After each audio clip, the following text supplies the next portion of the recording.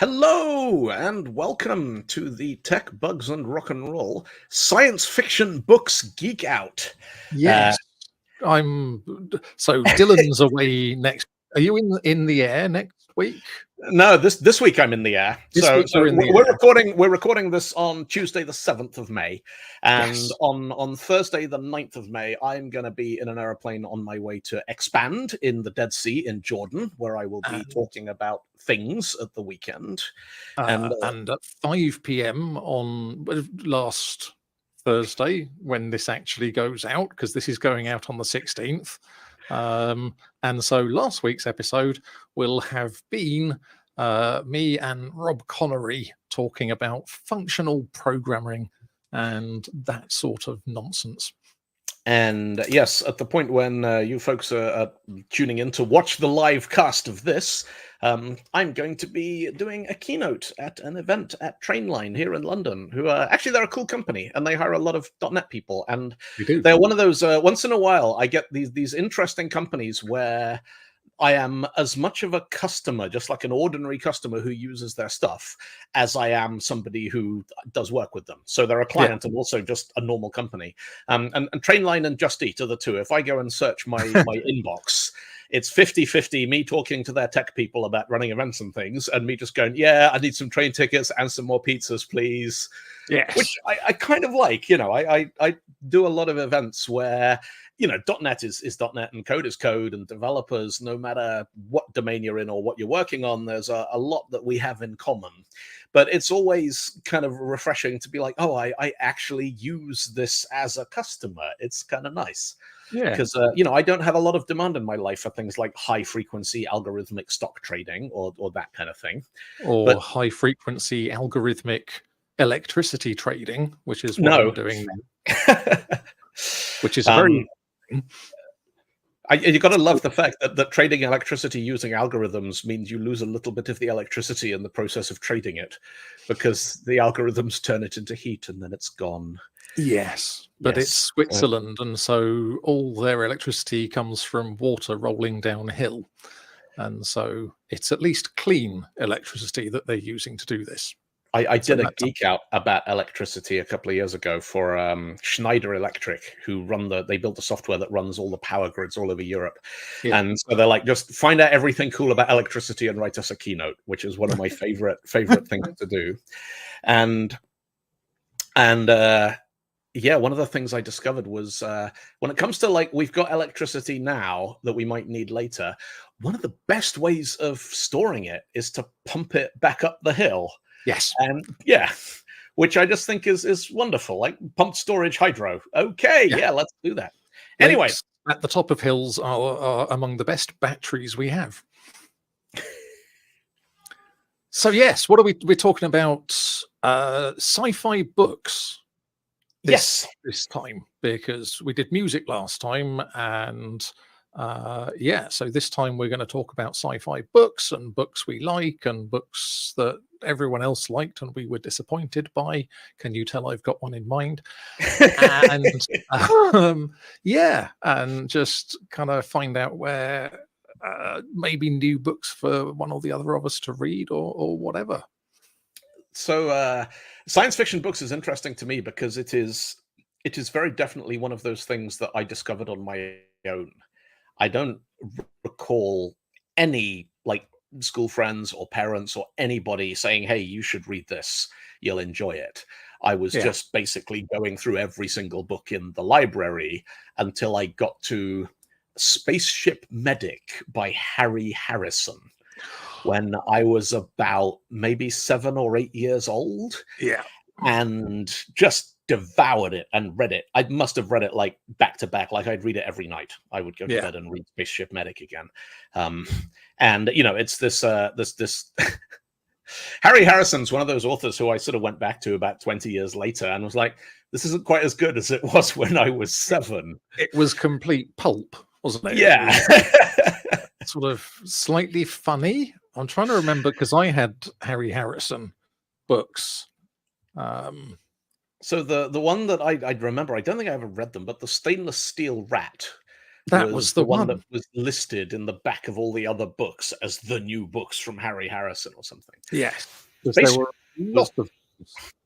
it was tremendous. It was basically there's a sort of interstellar luxury cruise liner somewhere, and it gets hit by a meteor that kills the entire command crew, so the captain and all the officers, to the point where the doctor becomes the sort of remaining ranking officer, and he's in charge of the ship, and they have to solve all these problems, like there's gonna be a radiation, like a solar storm, and they don't have enough water on board to shield them against it, and then people start getting sick, and it turns out that the meteor has a alien space virus in it or something.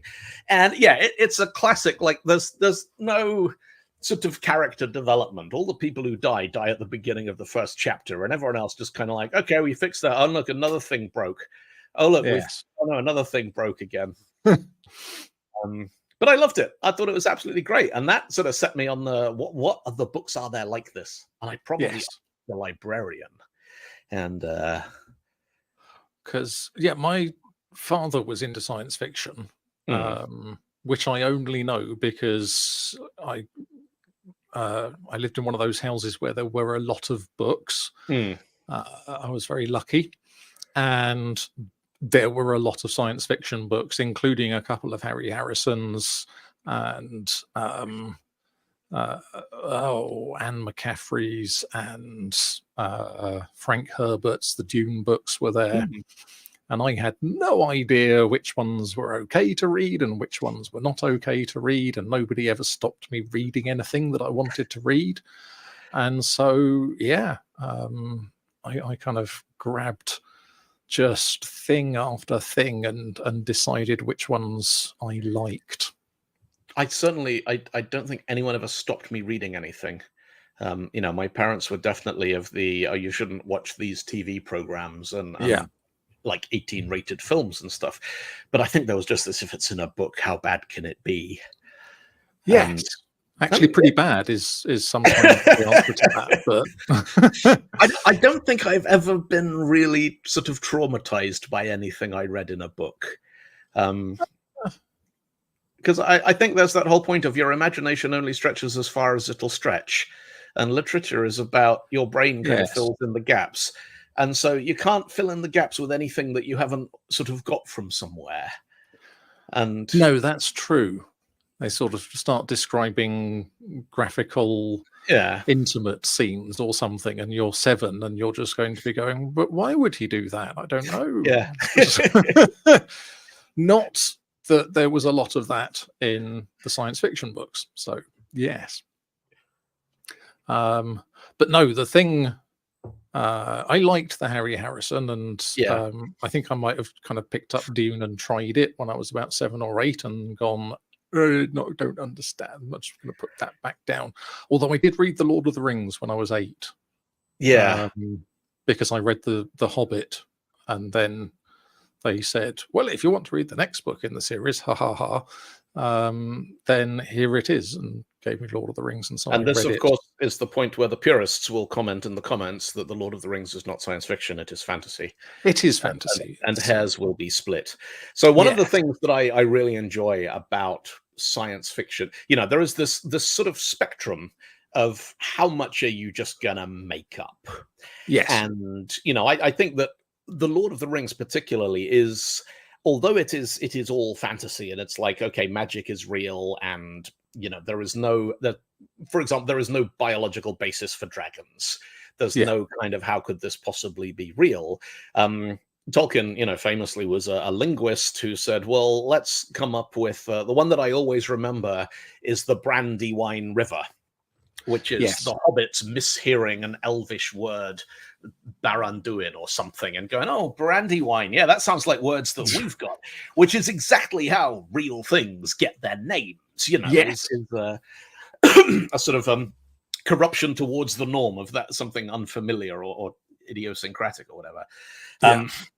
But then, once you get into the sort of science fiction stuff, there's sci-fi, which is blatantly just like, no, you haven't actually figured any of this out. You just put big words in it, and it makes it spaceships. work. And then you get to the hard sci-fi. Yeah. And the one of the premises that one of my favorite authors ever is Stephen Baxter, and he has this great series of books where he's like, what if we could change like one thing? And there's a book he wrote called Raft, and Raft, it doesn't explain how, but there's a bunch of human explorers who've somehow ended up in a universe where the gravitational constant is different. Right. And that's it. That's the only thing that's changed. Okay. And the Raft is they're living on an asteroid that's about 400 meters across, but at the surface of the asteroid, it has Earth normal gravity. Right, because the gravitational constant is stronger. Except, like, you can get into orbit by going up a ladder, And that's the thing, though. It's full of these completely kind of daft premises. But predicated on, well, what would happen if the gravitational constant was different? Yeah. It sounds a bit like Randall Munro's What If things that he does. Although obviously much shorter, whereas he doesn't spin an entire novel off it. I think. But it is very much that idea. Like if this thing was different, what would happen? Yes. And I think that's the best hard science fiction is like we're gonna allow ourselves to change one rule. And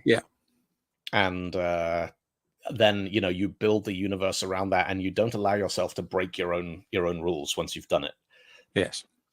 And there's also hard sci-fi that doesn't break any rules. It just speculates about things that might be possible with technology that we haven't discovered yet.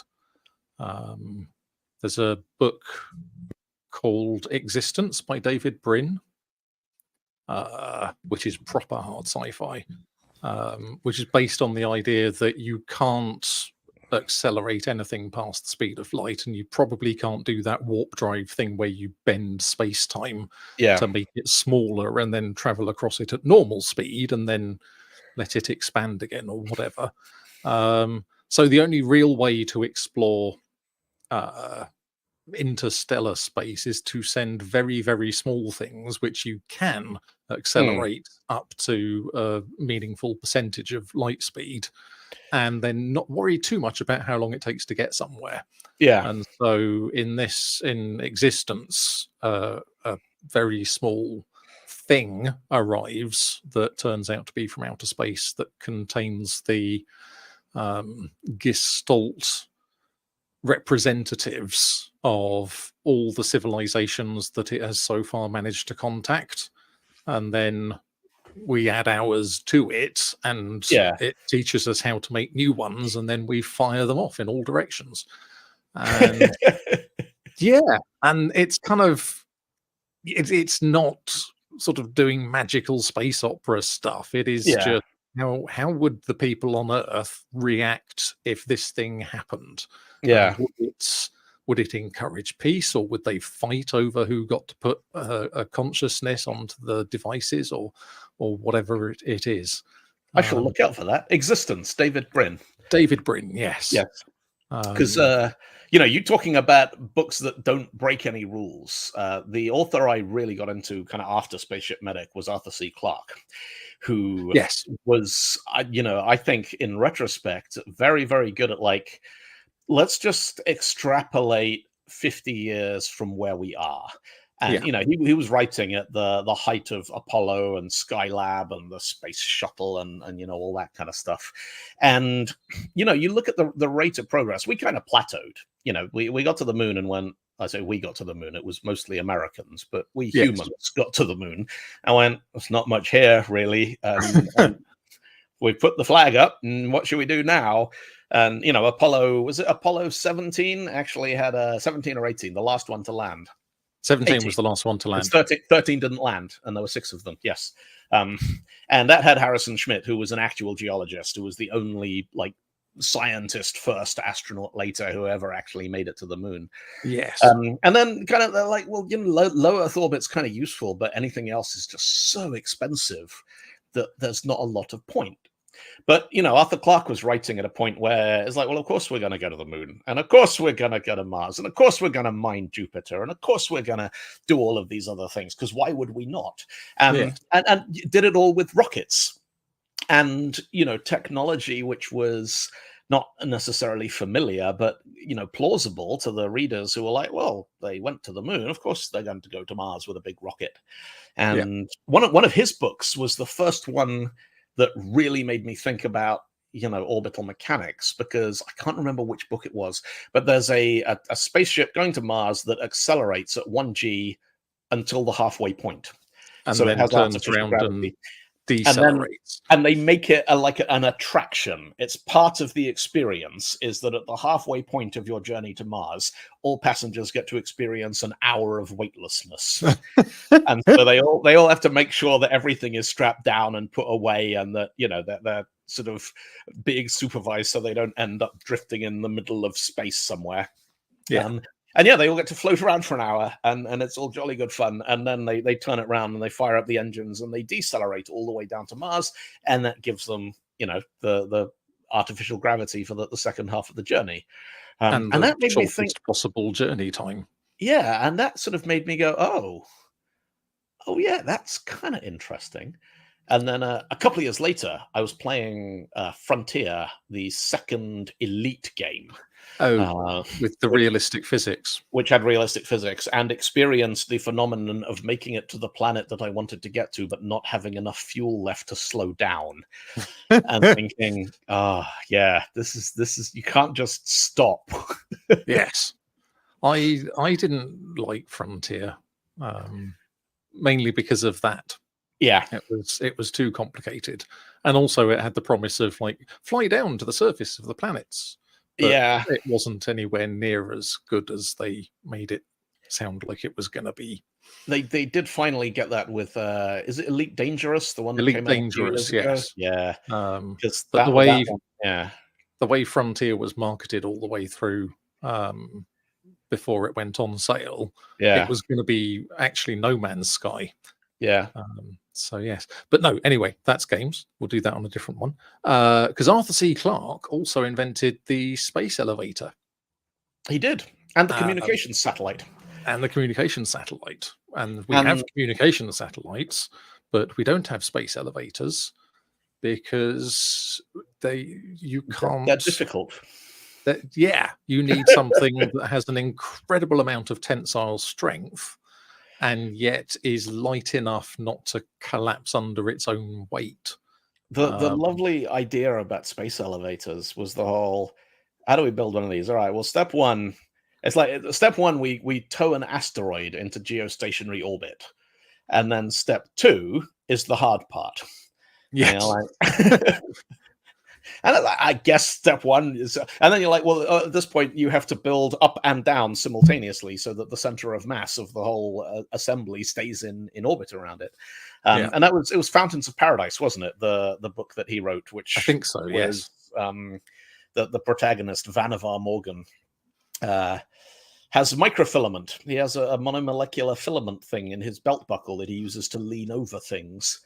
And then which 10 years later, Johnny Mnemonic goes, you could really hurt people with that.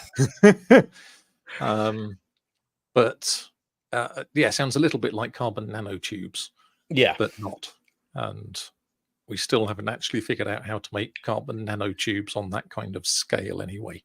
They've made fullerene 72. So Buckminster fullerene, the buckyball molecule, is basically a geodesic dome made of carbon with 60 carbon atoms in it. And if you put a ring around the middle, then that's carbon 72, which has, I believe, this is going back to a Horizon documentary I watched about 25 years ago, and they were talking about, we detected carbon 72. So any day now we'll be able to make space elevators. And you're like, no, you won't. You've gone from 60 to 72 in a year, and you think that means that you're going to do 65,000 kilometers next time. No. That's not how this works. Because, the theory is that because carbon, like graphene and buckyballs and nanotubes, so if you could make a nanotube that was a mile long, it would still technically just be a molecule. Yeah. Because it's just atoms of the same thing put together in a particular configuration. And so Yes. it would be like carbon several trillion or however many atoms there would be in that. But no, I think Arthur C. Clarke, because I read 2001, and then Rendezvous with Rama, I think, was another one that my dad had kicking around. Yeah. And those things. But I think, yeah,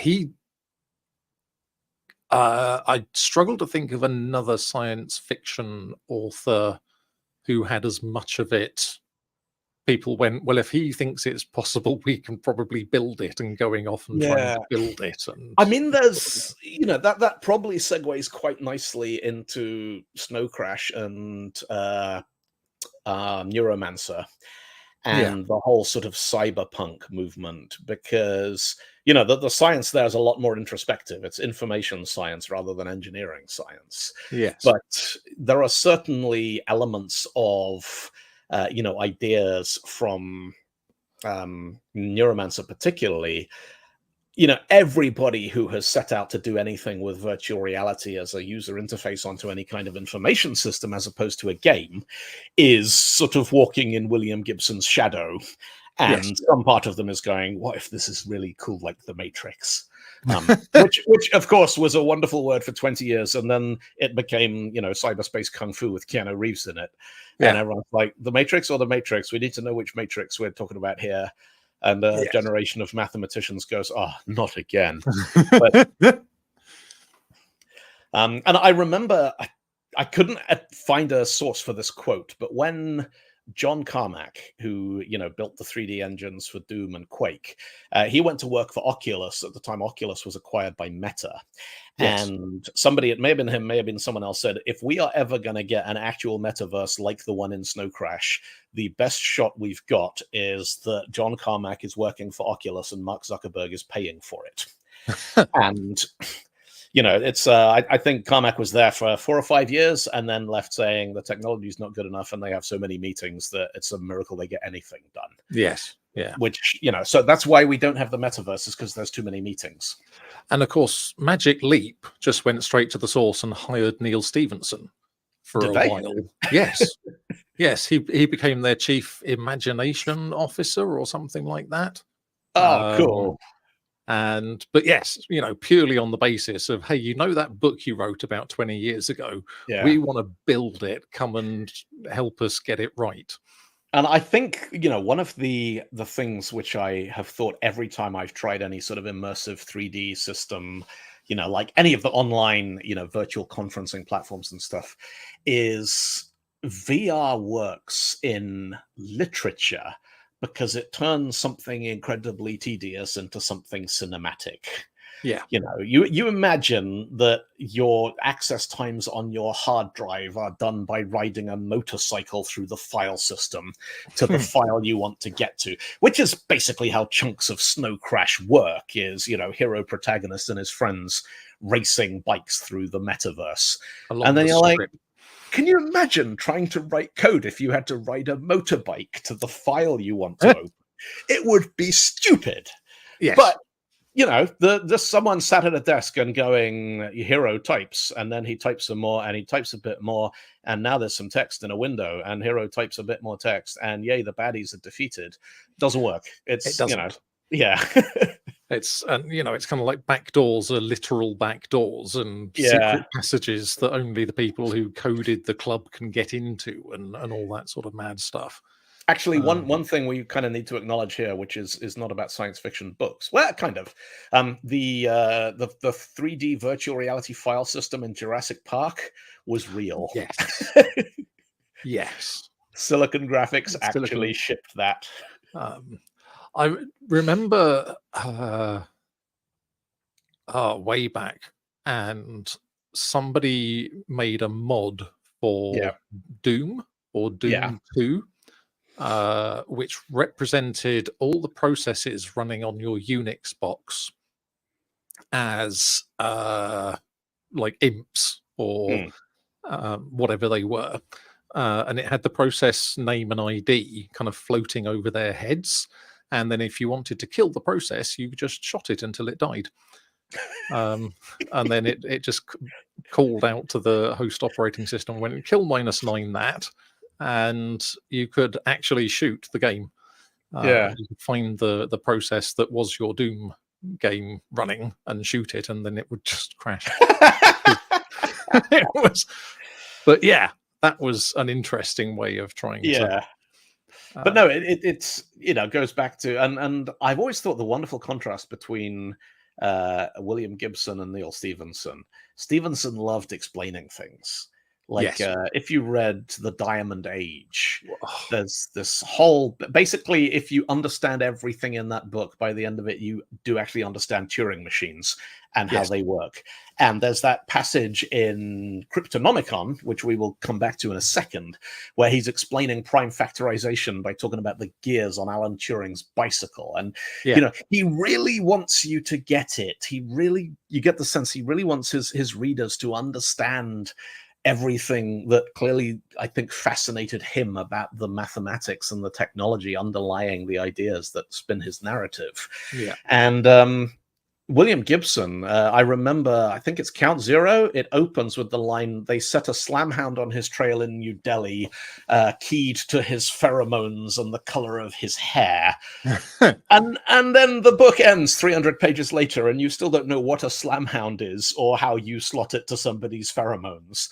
And he's just like, I'm going to throw this in because it sounds good and nobody really cares.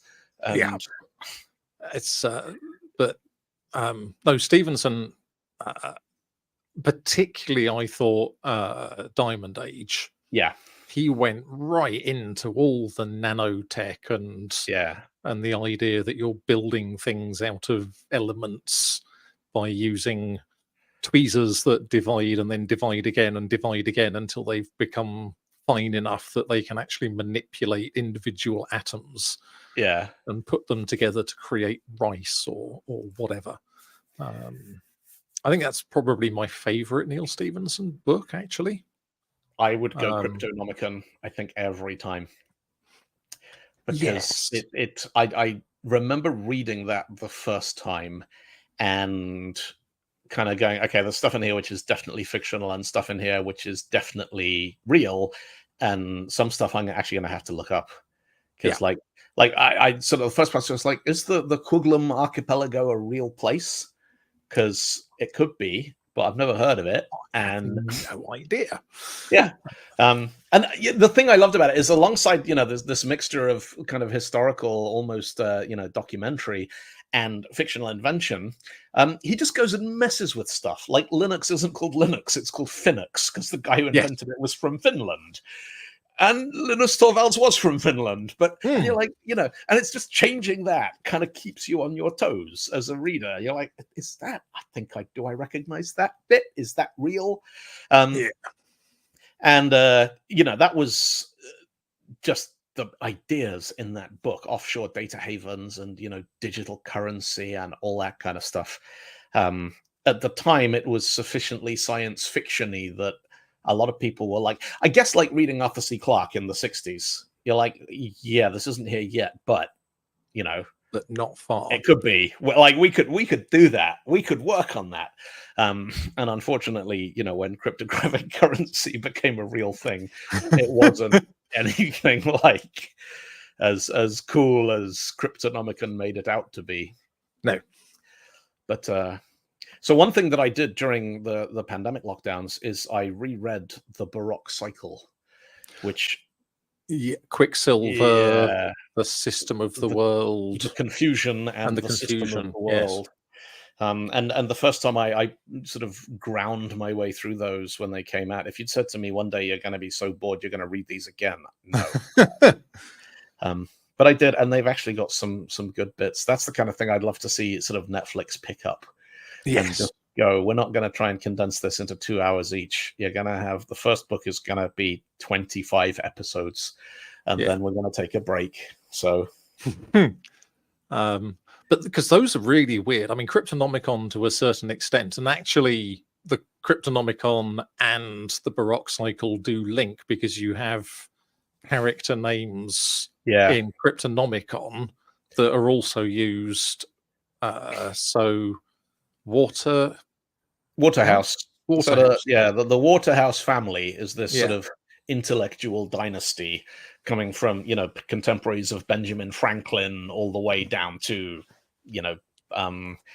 .com startups in Silicon Valley and stuff. Yeah. Um, Yeah.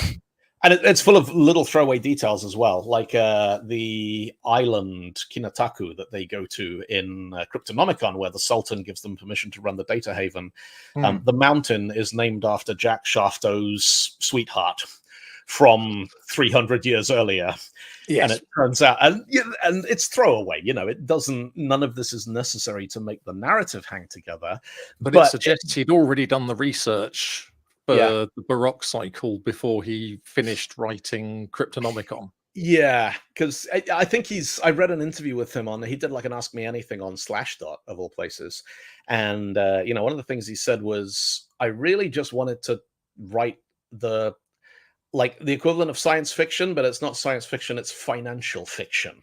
Yes. I wanted to write the story of money and make it an adventure. And I was like, all right, you kind of succeeded, I guess. Yeah. The first one, I found the first one much easier to read than the subsequent two. Yeah. Because it had sort of Half-Cocked Jack or whatever his name was. Yeah. But yes, it was.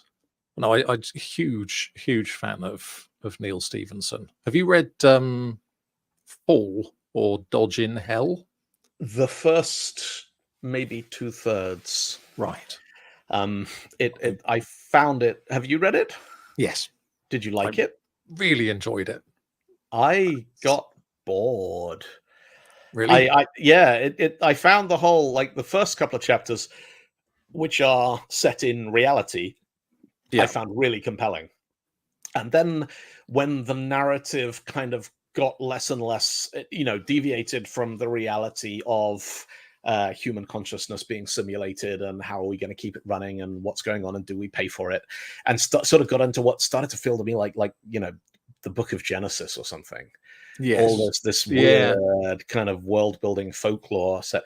And I stopped reading it because I did not want to get to the point where he goes, lol, Cryptonomicon's actually set inside a supercomputer and this is where it all came from. And that's why Enoch Root is 500 years old. I didn't want to risk that being the big reveal. So I stopped reading it. Enoch is from the Bible. Yeah. He's the wandering Jew, I think. Yep. So yes, and then that gets picked up, and he's this recurring character who kind of first shows up in Cryptonomicon in World War II, and then shows up in the 1990s in a prison in the Philippines or wherever Randy Waterhouse ends up. Yeah. And then turns up in the opening chapter of the Baroque cycle set in New England, and but is probably closer to sort of 3,000 years old or something. Yeah. So, same species as Gandalf. That's what I choose to believe. Yes, Enoch the Grey. Yes, Enoch the Red. He does actually call himself Enoch the Red at several points. He does. Yes. Yeah. But so I want to throw Ian M. Banks in to the chat, because that is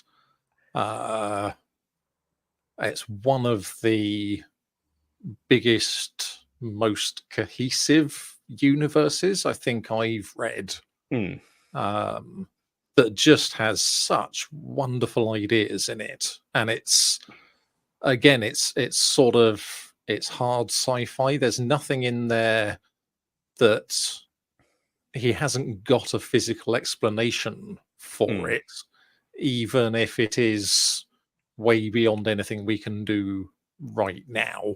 Yeah. But the consciousnesses that embody themselves in ships and have rights and are people, according to sort of law and everything. And so you can say to the ship, we're going to go there, and the ship can go, no, we're not, I don't want to. Have to get another ship. To be fair, I used to have a car that would do that sometimes. So Well, yes, that's true. But no, those were, but so many different stories inside it as well, and different kinds of stories. Those kind of like Player of Games, which is sort of like the color of money in space, That's or the players on the eve of destruction. yes, Is that yeah, the one? yes, Like civilization that's going to get consumed by a supernova tomorrow. So they're like, we're going to go there tonight and play cards. yes, And there's that premise about the game, like you're at a disadvantage if you're nervous or something. So and but weirdly, the first one of those that I read was Fearsome Engine, yeah, which is written entirely in phonetic spelling and is an absolute bugger to read because of it. It's like reading Train Spotting, which is, at the time, I thought Train Spotting was written in a Scottish accent, and that's what it would, but it was just written in Scots. But yes, Fearsome Engine is written by somebody who never learned the proper ways to spell all the words. So I've dipped in and out of the culture novels, but the one of his, Ian M. Banks is science fiction, right? And when there's no M, he's writing thrillers and things. That's the contemporary stuff. Because there's a book he wrote called The Algebraist, which was not a culture novel, but it was science fiction. Yeah, which was brilliant. I haven't read it. It has. So one of the sort of wonderful premises that it's sort of sleight of hand when it comes to faster than light travel is you have to build both ends of the wormhole at the same place and then tow one of them through regular space to where it's going to end up. Right. Is that because they're quantum entangled by any chance? It's because fiction. It's because I think quantum entanglement is mentioned as a premise. But, to me, that's there's just enough science that you're like, all right, let's work with this. But, what it means in practice is that if your system's gate is destroyed, you are suddenly cut off from the entire universe for 500 years while they bring you another one. Yes. Which is, you're going, oh, yeah. Oh yeah, that's like that story about the bridge or the school in Nepal where the bridge went out, and suddenly instead of crossing the river, the kids had to walk 14 miles to get to school. Only 100 million billion times worse.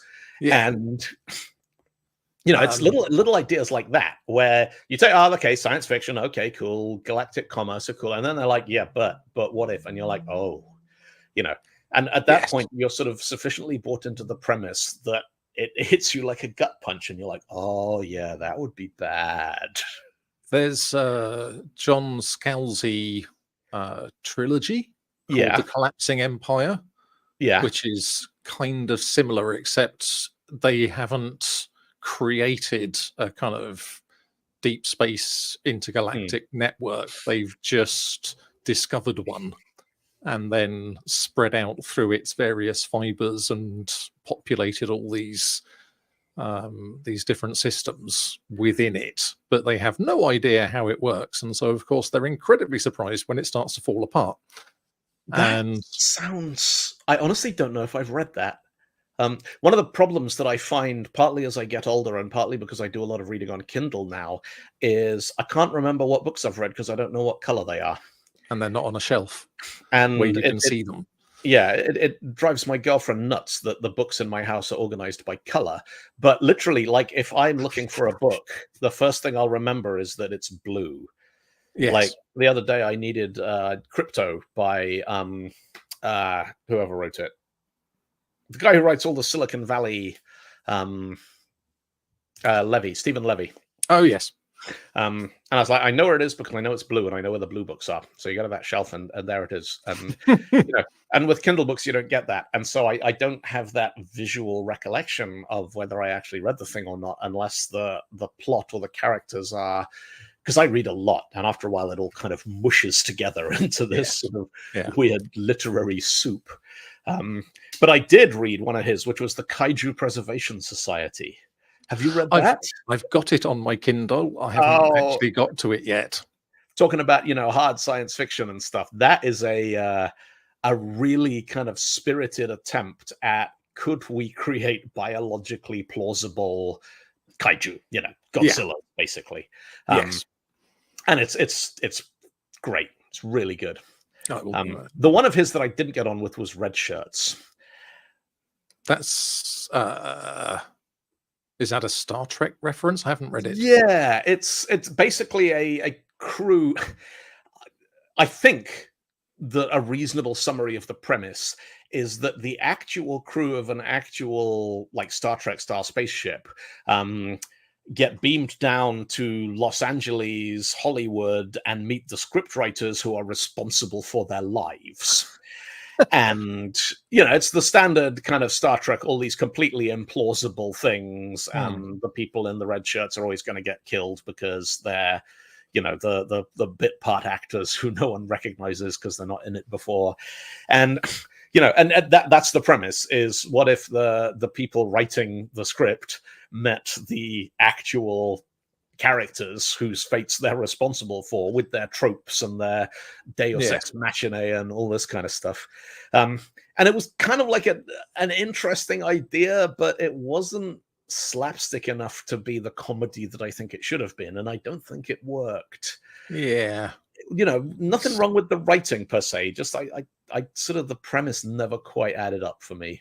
Yeah. No, that's the best book or best series of books that I've read in that kind of vein, not sci-fi, but The Air Affair by Jasper Fforde and its various sequels. Yeah, I've read one or two of his.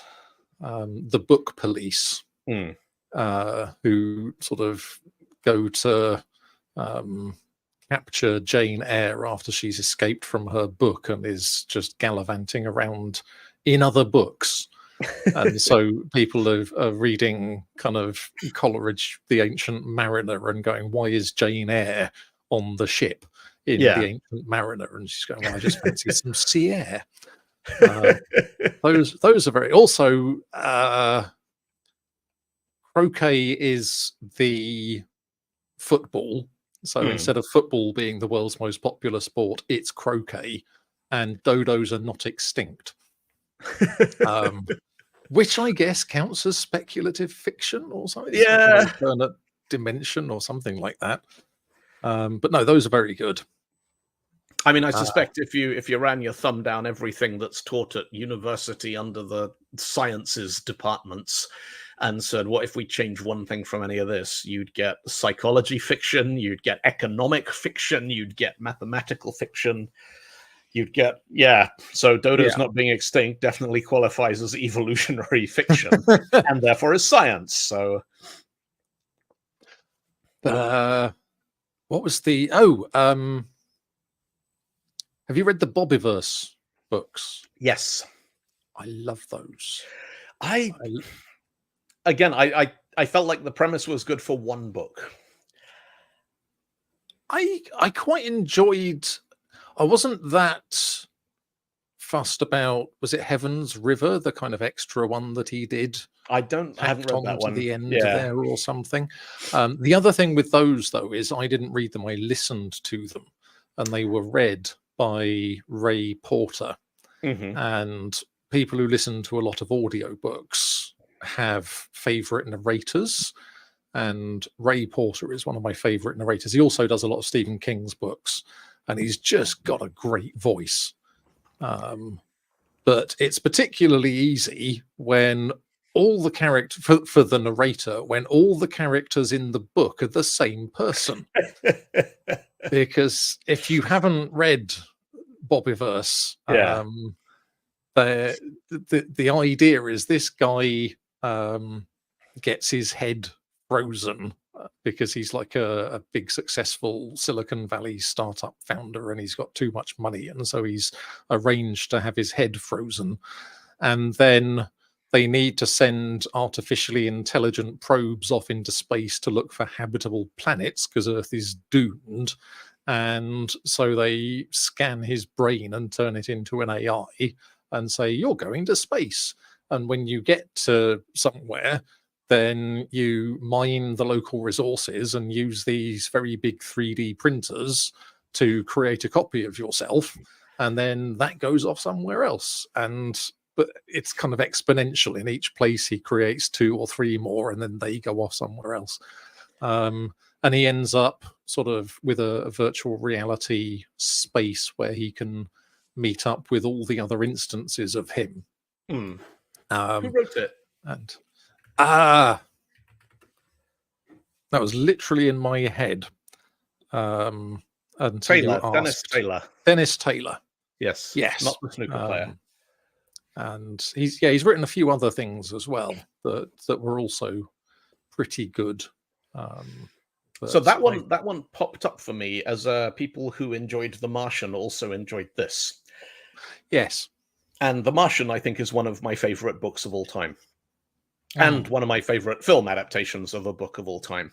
And there's a scene in that book which resonated more with sort of my lived experience of solving problems that shouldn't have happened. And this didn't make it into the movie. They cut the whole thing completely. But it's the scene where he accidentally fries Pathfinder. Oh, yes. And there's just that moment of, he flicks a switch and something doesn't happen. Yeah. And he's like, oh, that's odd. And, the number of times, obviously I have never been stranded on Mars, but, it's the equivalent of, select star from customers, 0 records returning. You're like, hang on. Yeah. That's not supposed to. And you're like, okay, right. Then this happened. Okay. All right. Oh, no. Yes. Oh, no. And I think that kind of that moment of curiosity followed by the creeping realization that something very, very bad has happened. I've never seen that captured in literature better than that scene. The thing I really liked about The Martian was that it was funny. Yeah. It's kind of like this desperately serious situation where there's this guy trapped by himself on Mars and his crewmates have taken off because they think he's dead. Yeah. And everything. And yet, it was in the movie, but the way they did it in the book, there's a scene, the end of a scene at Mission Control, where somebody says, I just can't even imagine how terrible it must be and what he must be thinking right now. And then it switches back to him, and it's something completely ridiculous, like he's listening to ABBA or something, or complaining that somebody only likes disco and all they brought with them was disco. Commander Lewis's disco music. Yes.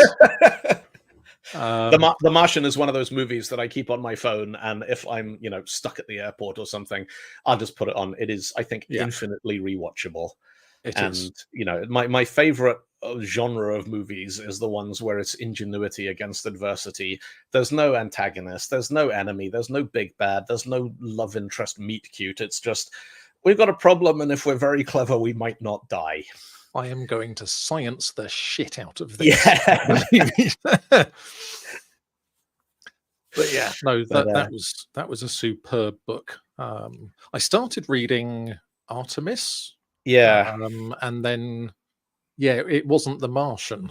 And so I kind of I stalled partway through the other 2 of his I've read. Actually, there's 3, because there's also a short story called The Egg, which is wonderful. And I'm not going to talk about it. If you enjoy reading sort of short stories that make your brain go ooh, go and read The Egg by Andy Weir.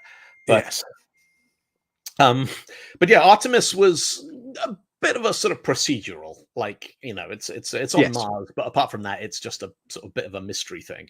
But Hail Mary, did you read that one? No. So that's good. And that's really like a sort of, first contact premise between a human being and an extraterrestrial species, where there's sort of enough common frame of reference, they figure out how to communicate, but then all of these, completely just wonderfully weird concepts in that. And it's a bit of a MacGuffin. Like the plot of the book, the reason why they have to launch these space probes is a bit of the sun is dying and we need to restart it kind of a deal. Right. And you get the feeling that if he could just have been like, this guy gets on a train and there's an alien there, he'd have had just as much fun writing it over the, But I loved it. I thought that was a lot of fun.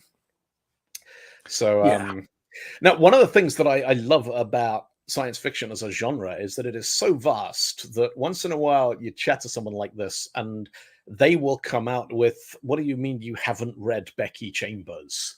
And you're like, I didn't know I hadn't. What is? And so then you go and you're like, oh, there's loads of books here, and so you can go on a binge. And I was talking to Kevlin Henney at Build Stuff a couple of years ago, and he's like, what do you mean you haven't read Becky Chambers? You've got to read Becky Chambers.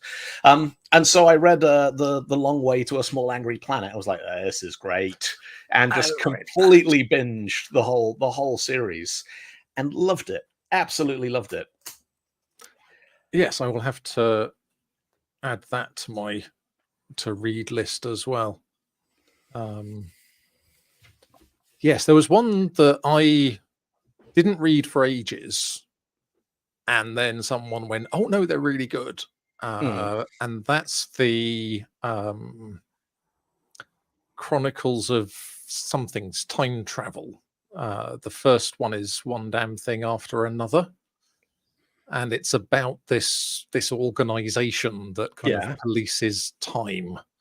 And hang on, I've never heard of it.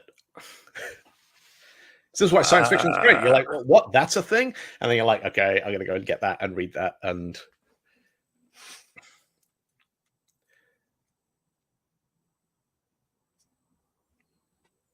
The Chronicles of St. Mary's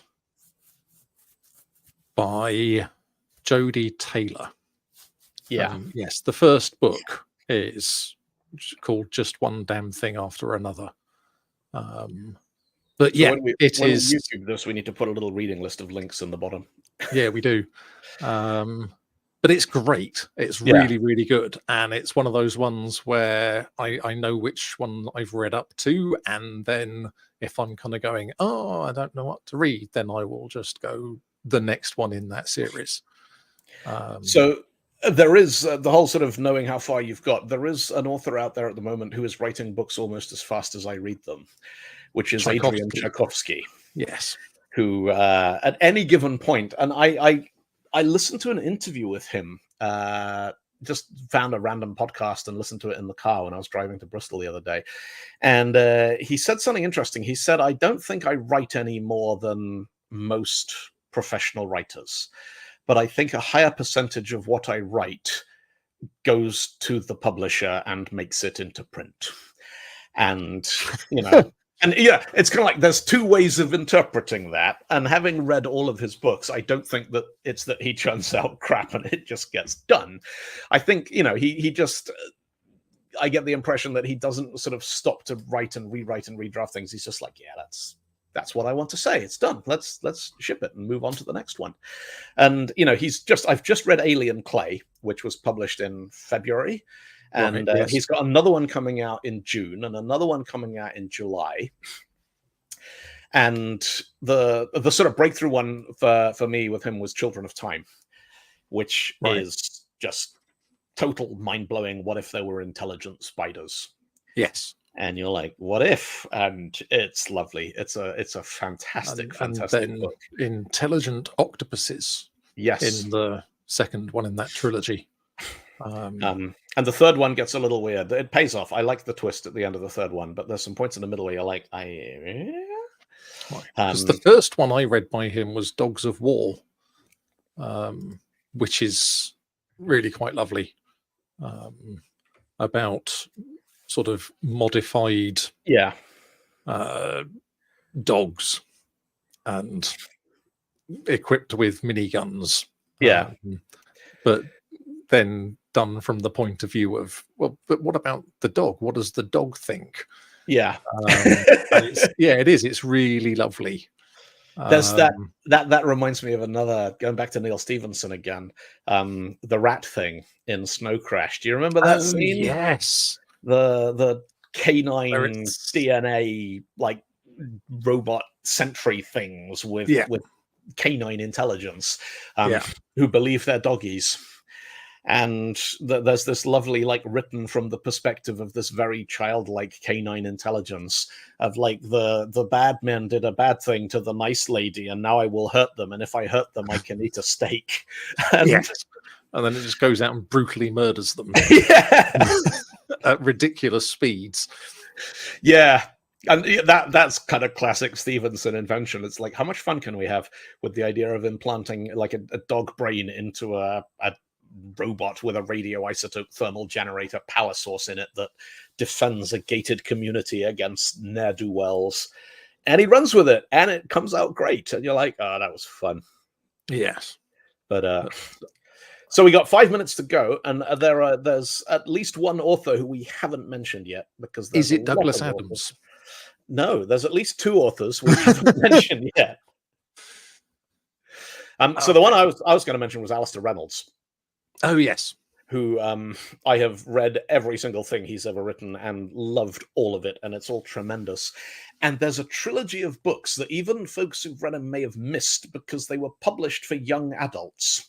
So they'd be in the wrong bit of the bookshop, but you don't have that problem when you're buying everything that's on the Kindle store. And it's the Revenger trilogy, which is about space pirates. Ooh. And it's brilliant. Absolutely brilliant. Adriana and Arafura Ness are the protagonists, these 2 sisters who somehow end up in control of a space pirate ship. And it's a sailing ship, so it's got solar sails. And it's this fantastic blend of, like, you know, buccaneering, swashbuckling, daring do, and some quite high concept science fiction. Or, you know, space opera science fiction. There's a certain amount of hand waving about how the whole thing actually hangs together. But, you know, he's clearly sat down to me like, how would a broadside sailing ship battle in space actually work? And so, you know, these ships are equipped with weaponry that's designed to knock out the cables which tether the opposing ship's sails so that it can't maneuver and all that kind of stuff. And yeah, he ended off, kind of signed off the last book in the trilogy by saying, I am done with the Ness sisters for now, but perhaps they are not done with me, which I thought was a lovely little sign off there. Yes. Yeah, they were, and his other books, he had another one called Terminal World, which was the sort of best attempt I've ever seen at coming up with a plausible reason for having nanotech and steampunk in the same universe. There's something has happened, and the sort of planet, the setting where all this stuff takes place, the very highest levels of this sort of high-rise skyscraper civilization, they got away with it, and whatever happened didn't break it too badly. But then as you approach ground level, mechanisms stop working at certain scales. So at the very top level, nanotech still works. And then you get a bit further down and electronics works. And then you get a bit further down and machinery works. And then once you get right down to kind of out in the desert, it's literally like, well, we've got horses and we've got steam engines and we've got zeppelins, because anything else just doesn't work properly down here. And so you have everything from kind of high concept nanotechnology down to the Old West wagon trains. And it hangs together, and it does so in a way which I think is absolutely delightful. And then read everything else he's read, because it's all excellent. Yes. But yes, I should read more. I'm going to read that Revenger. Yeah. That sounds quite fun. Oh, it's great. Yes, and Douglas Adams. Yes. That was, along with Harry Harrison, that was my first kind of exposure to sci-fi and aliens and spaceships and all that sort of thing. Certainly in terms of books, I'd been brought up watching Doctor Who of a Saturday afternoon, which of course Douglas Adams wrote scripts for. Yes. One of which I believe turned into Dirk Gently's Holistic Detective Agency in a roundabout sort of way. Professor Chronotis. He had this idea for a sort of immortal being who no one realized he was immortal because he was a Cambridge professor. Yeah. Who just had always been there and always been old, and nobody ever really stopped to think about it. Yes. And he apparently started out in a Doctor Who script. And also the whole premise of the cricket thing, the cricket robots in Oh yes, that actually was in a Doctor Life, Who the Universe episode. and Everything was a Doctor Who episode that then got repurposed and turned into an installment of the Hitchhiker books. The thing I really loved was that was his explanation for why the wider galactic community had shunned Earth and hadn't invited us to be part. It wasn't because we were stupid or warlike or any of that sort of stuff.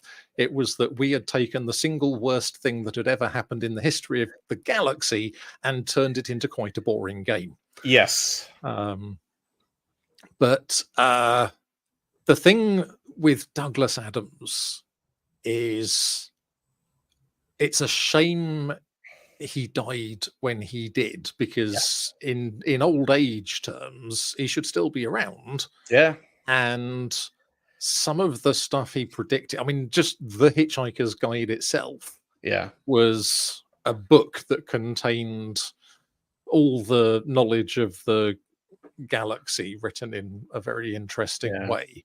But it had lots, like hundreds of buttons. I think it's described as having lots of little buttons on the front. And then you're kind of 20 years later and you're going, well, no, because iPad. And so it would, and voice interface and all that sort of thing. And I just think it's a real shame he didn't sort of live to see. I think the great tragedy of, you know, Douglas dying when he did is he loved Apple computer. He was a lifelong, like the first Apple computer ever sold in the United Kingdom was sold to him. Yes. And the second one was sold to Stephen Fry. And they took them home and spent the entire afternoon trying to get their computers to talk to each other over their modems. The perennial amusement of Douglas's wife was like, they kept telephoning each other to see if the computers could talk to each other. And I asked him, whatever it is you have to say over the computer, why don't you just say it to him while he's on the telephone? But when he died, you know, Apple were kind of, they hadn't started their renaissance yet. No, it was pre-iPod. It was pre-iPod. It was pre-iPhone. I think they had just brought out the first blue iMac.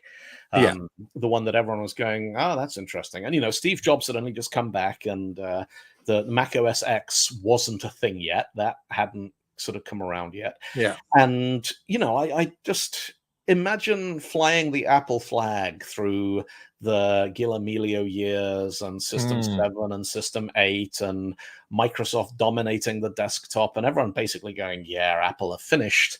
And then dying before iPod, iPhone, MacBook Pro, and all this kind of stuff. It's you know, that's tragic. It really is. So, but one of my favorite sort of concepts that he came up with that was sci-fi at the time was Reason, the program that the guy created, where you put in all the facts and the conclusion that you want. and it comes up with a compelling argument for you. And I just think we're getting very close to that with large language models and that sort of thing. You can kind of when you get a context window that's big enough to hold the entire internet, probably in about 10 years. And then you'll just be able to go, I want to justify killing my dog. And it'll say, well, vice presidential hopeful person, here's a very, very good way that you can justify it. I'm suddenly glad I looked at the news this morning, otherwise I'd have had no idea what you were talking about. Oh yeah, no, she's lovely. But yeah, that's a thing that's kind of coming, is Reason. But no, Douglas Adams, sadly missed. So before we wrap it up, what's the most disappointing book? What's the most disappointed you've ever been by a book? Ooh, a sci-fi book. I'm going to have to think about that. The most disappointed I've ever been by any book was Wuthering Heights. It's terrible. Because the two that for me were, you know, celebrated as classics, and everyone's like, "Oh, you must read them. They're so amazing." Yeah, I've remembered. One was Dune, and the other one was Foundation. And I loved Okay. Asimov, and I read all of Asimov's, the robot novels and the robotic detective novels and all that. And then I read Foundation, or I read the first half of Foundation, and I just didn't get on with it. Didn't click. Yeah, Didn't work. I do know what you mean. It's Yeah. it's like he kind of went, I'm bored of robots, I'm going to do a space opera, Yeah. and didn't really have the mind for it. Brilliant Yeah. mind for robots. Yeah.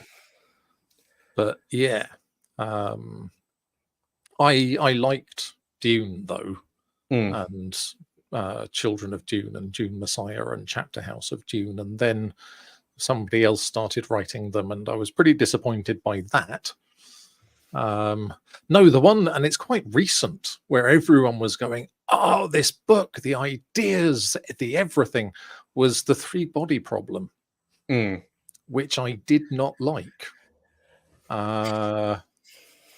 And because there are these people shouting dehydrate, dehydrate, and then just like exuding all the water, and some of them have to stay alive, and then when the sun goes down again, they go and put everybody in the lake, and so there was that. And then there was and we can unfold, it's either a proton or a photon. Yeah. We can unfold its higher dimensions and then etch a computer on it and then send it at light speed to get to places. I was just like, it doesn't. It worked much better for me. I really, I enjoyed the Netflix series much more. Yeah. Because I think I hold TV programs to a lower standard. Yeah. Certainly, it's bad quality television can be engaging in a way that doesn't make you work for it. Yeah. Whereas if you're not getting on with literature is so much about your brain filling in the gaps that if your brain is like, nah, don't wanna, then I've had not necessarily fiction, but I've had pieces of required reading when I was an undergraduate where I could stare at the same page for an hour and nothing would go in. And at that point you're like, if this was a video, I'd probably have got some of it by now. But yes. Yeah. So, this is why audiobooks are good. Yeah. Because you can listen to them. I listen to them while I'm doing long distance driving. And it's sort of, there are things that I probably wouldn't read. Yeah. And the other disappointment was Everything Ever by Brandon Sanderson. Yeah, that's on my list of people going, oh, you must read that. And I think I've read the first couple of pages of a few things and been like, I don't think I'm going to get on with this. I think his stories are very good. His sentences are awful. and I can't read things where the sentences are not good. Yeah. I get hung up on grammar and things. Douglas Adams he had some tremendous sentences. The one that I will never forget, the Vogon constructor fleet hung in the sky in the same way that bricks don't. Yes. Yeah. I have a couple of quotes from his books that will be forever stuck in my head. I think my favorite is, there is a theory that if anyone ever discovers what the universe is for and why it is here, it will instantly disappear and be replaced by something even more bizarrely inexplicable. There is another theory which states that this has already happened. I'm kind of like, yeah, no, that rings true. No, he was, yes, great stories and great sentences. Yes. Absolutely. Right. Let's wrap it up. Yes. Folks, thank you for geeking out with us. This will go out on the 16th, which means on the 23rd, we'll probably be back live with a regular episode with all of you folks heckling us in the chat. So we look forward to that. But, planning is hard. Hard to see the future is. So. Yes. And if there's anything you'd like to see us geek out about, if we have to do one of these again in the future, which we surely will, then let us know in the comments on whatever platform you're consuming on, and we'll see what we can do. All right. Let's cue the music. Take it easy, folks. Look after each other. Have a good week. We'll catch you next time. Bye.